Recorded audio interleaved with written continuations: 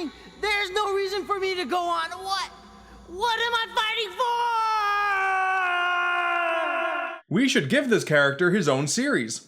When you really look at Mega Man as the huge franchise it is, one of the most fascinating parts about it is the multiple series that are found within. Like many others, I was all about the classics growing up, not diving into the more serious themed X series until way later on. And I discovered that what I had been missing out on this entire time was this attempt to not only make Mega Man a series of fun games, but to create this dystopian world with darker overtones revolving around a massive war and including stronger reasons for fighting rather than just doing it because this old doofus was the bad guy. I'm sorry, at the time it was pretty hard to see behind all that.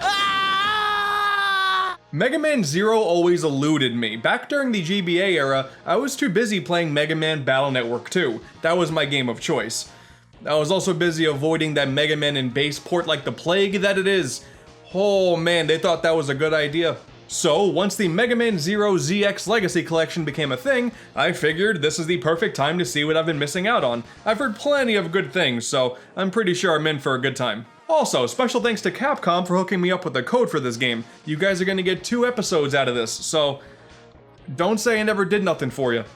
So yeah, Zero and ZX all in one package. Marketing wise, you may as well give the buyer the best bang for their buck, while also making the relatively hard to find Mega Man Zero collection on DS less desirable, as far as I'm concerned. While the names of these two series may be different, this is actually a 6-game long overarching plot. It's something that X kinda had going for it too, but it kinda relied heavily on having a new villain take the center stage every time before the evidently immortal Sigma shows up regurgitating the same Maverick speech over and over again, and in my opinion, it got pretty old. Not here though. From beginning to end, this is a story and world mostly built around consistency, which is actually super cool. There are still plenty of differences between the two series though, so this time we're gonna primarily stick to good old red here, Zero. When diving deep into the lore that led into these games, honestly, it can be a bit confusing, considering the X series was supposed to end with Game 5, and despite Zero getting sealed up for 100 years at the end of X6,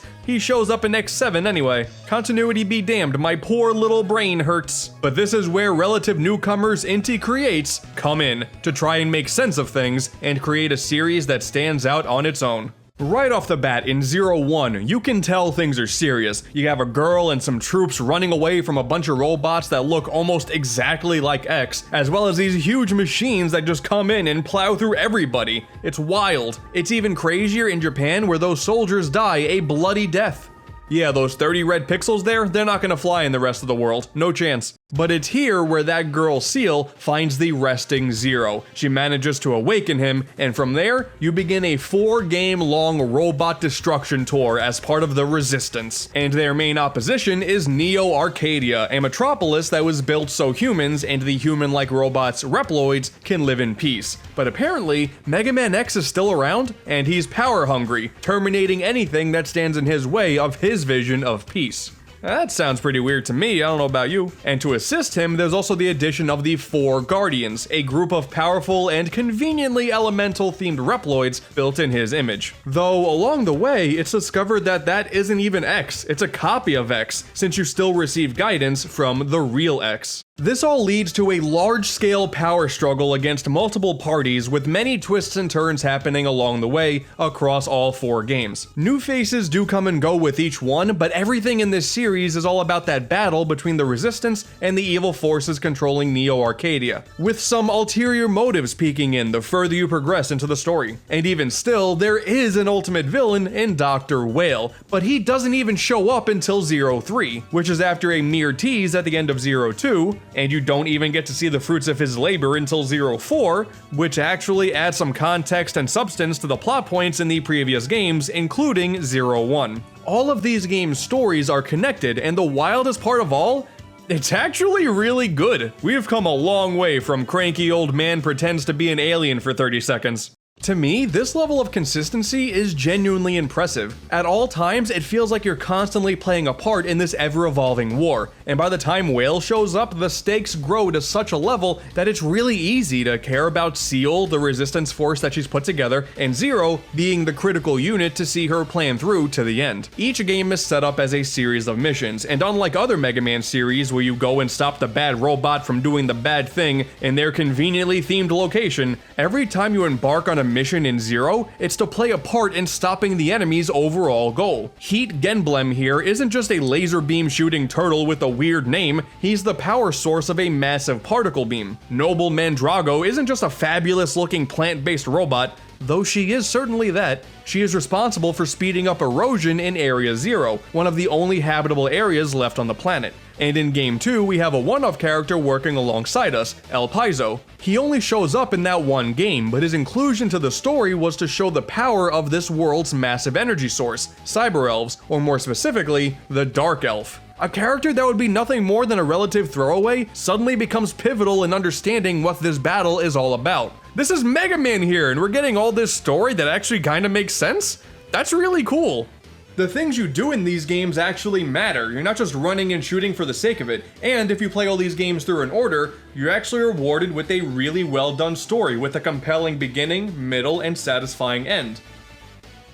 What a novel idea that is. But if the story is good while the gameplay suffers, it wouldn't really amount to a whole lot, but luckily, the gameplay is really good too. Similar to other Mega Man series, each Zero game essentially plays the same, just with a bunch of little tweaks here or there. Some good, some bad. Pick a mission, run through a level, die to a boss plenty of times until you learn the pattern and defeat it, go through a gauntlet at the end featuring a boss rush. I don't know why all 4 games do this. I figured at this point in history we would agree that this is just a ploy to artificially lengthen a game's overall time, but whatever, it's here. Fight the big baddie at the end, credits. All 4 games operate this way, with 2, 3, and 4 doing the tried and true boss selection screens that we're used to. Meanwhile, 0-1 goes for a mission list instead, which actually kinda made the whole thing a bit more confusing since there is still a recommended order to go through, but you may fight a boss at the very end, you might fight just a big enemy, it's all up in the air, it's kinda weird. And since you're not just a Mega Man but also a Zero, you not only have a Buster Gun to work with, but also the Z-Saber to attack in close combat. This is perfect. The action is just about as fast-paced as the X games are, but with the smaller screen size and the modified art style to go along with it, the gameplay is actually better built around having quick reflexes to the enemies that you barely have a chance to see before they attack, and slashing enemies to pieces in general is just inherently more satisfying anyway. On top of that, each game gives you a couple of extra weapons to play around with as well. In particular, Zero 2's Chain Rod and Zero 3's Recoil Rod are so much fun to use. Both of these weapons are not only cool tools that you can use as a substitute for the saber, but they both lead to some really awesome platforming segments as well. When Mega Man Zero is good, it's all about flow, stringing together your movements and attacks in such a way that the best way to describe it is